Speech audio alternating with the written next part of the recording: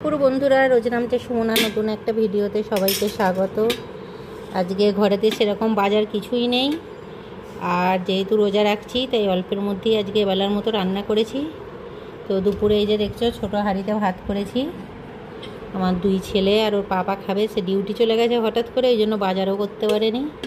তো এখানে দেখলে সাদা ভাত, তার সাথে এখানে আছে পেঁপে দিয়ে মুগের ডাল, এই যে, আর এখানে করেছি পোস্ত দিয়ে আলু ভাজা, আর এখানে মুসুর ডালের বড়ার সাথে আর ডিম দিয়ে পুরো কষা কষা করে করেছি।